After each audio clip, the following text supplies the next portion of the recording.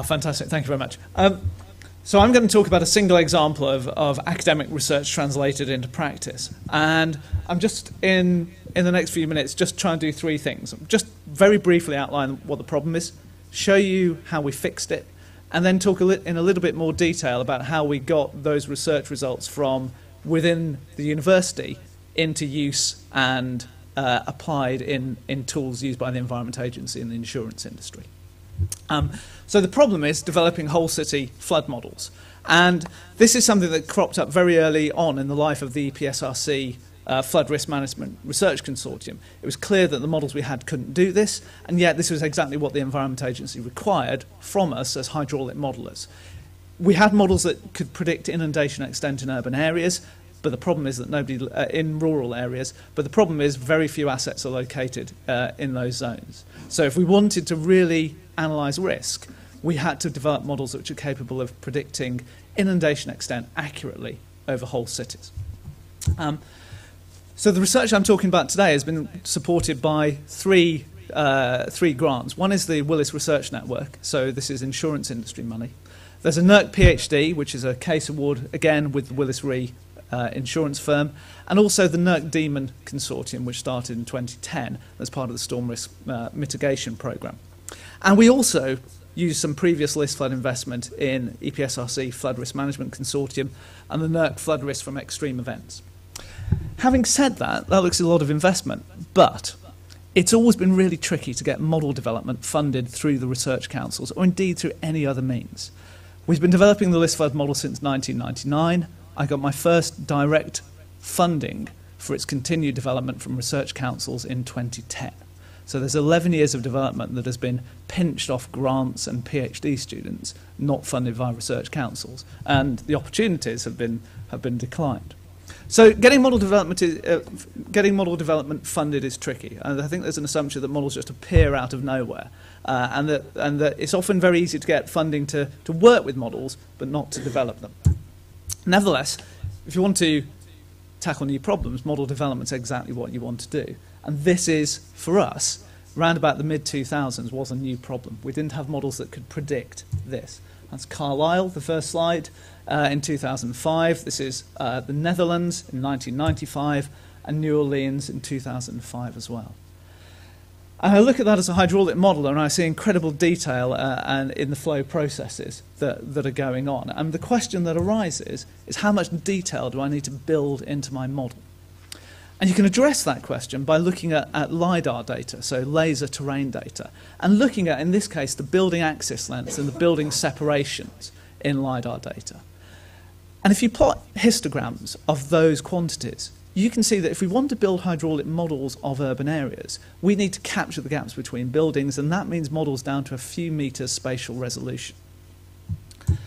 Can we model at this scale? Well, the answer sometime in mid-2000s was no. The basic rule of thumb is that if you halve the model grid size, so you go from 50 meters to 25 meter resolution, you increase the computational cost by an order of magnitude. So for this particular model, a 50 meter resolution model takes a minute, 25 meter model takes 10, 12 and a half, 100. But if we want to get down to the grid resolutions we need, the computational cost goes up exponentially. And a 1 meter resolution grid for this particular application is computationally prohibitive. So, the workarounds are to run at coarser resolutions where it is computationally feasible. This is the Greenwich embayment in London at 5 meter resolution with some hypothetical dam defence breaches simulating flooding.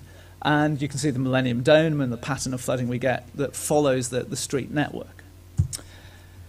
To make that computationally affordable, we could run it at 50 meter resolution, and that's the approach taken by standard insurance industry and national flood risk assessments.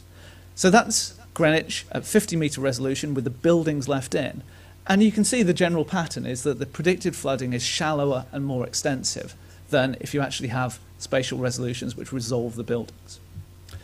Well, at 50 meters the buildings look a bit stupid, so let's take them out completely and just have a bare earth model, and if you do that, which is what the insurance industry catastrophe flood risk models do, this is what you get in this particular case. Wide, extensive, shallow flooding and a very different risk profile to what likely occurs in reality. So to solve that, that's the problem. And to solve it, we had to go back to first principles. So this is where the academic research comes in. We went back to the shallow water equations, which describe shallow water flows and their propagation over complex topography, and rewrote those into a very computationally efficient form. And that form has been known for some time, but the trick we managed to pull off was to be able to solve this equation very simply.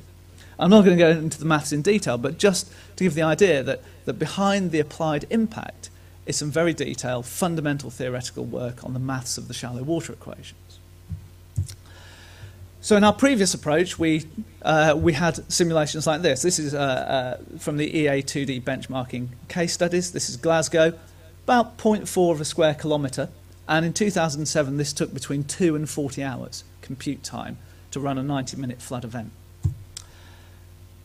With the new model that we've developed at Bristol, this is a section of Baltimore in the USA. This is 22.5 square kilometres, so an order of magnitude bigger area. It's a 6-metre grid, which is slightly coarser than Glasgow, but now, in 2010, a 3-hour event is being simulated in less than 4 minutes. And this suddenly allows probabilistic evaluation of uncertainty, flood forecasting, wide area applications, and whole city applications as well. Very pretty. So that gives us the idea of the speed up. So as the model grid resolutions get smaller, the computational efficiency speed up gets even better.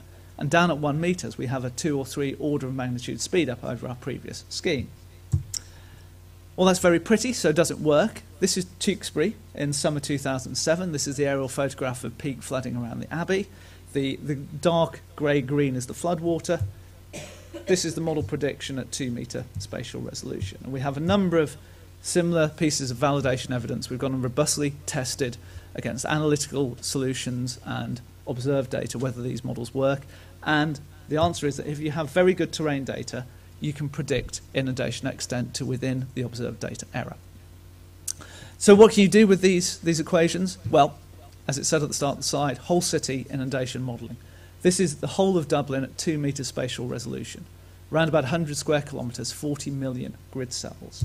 And we can start to run surface water and fluvial flooding events and coastal flooding events over this whole domain.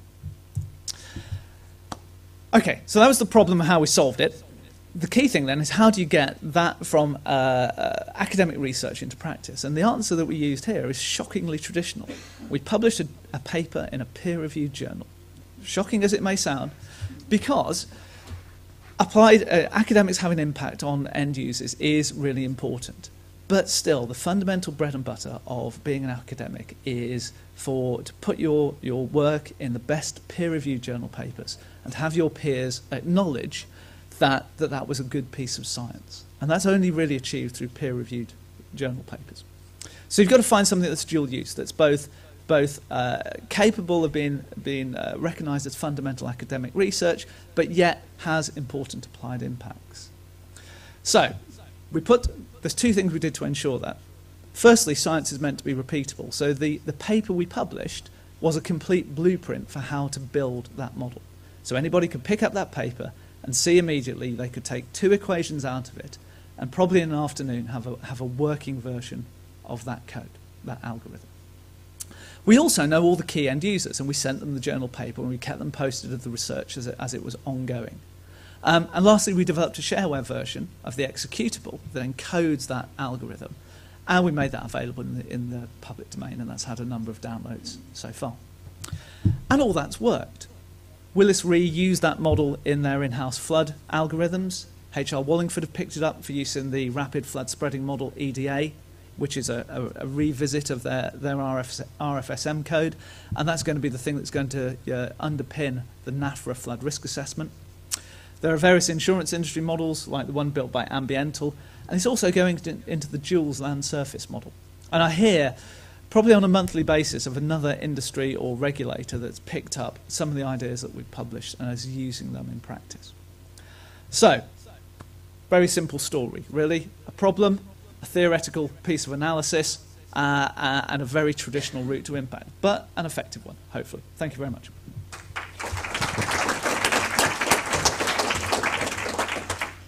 Thank you very much, Paul. That's great. One quick question for Paul, and then we need to move into our mapping exercise.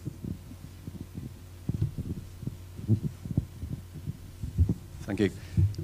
One of the threats to life and property associated with flooding is not only the extent of flooding, but also the rate of flooding. Is that something that you can predict in that model?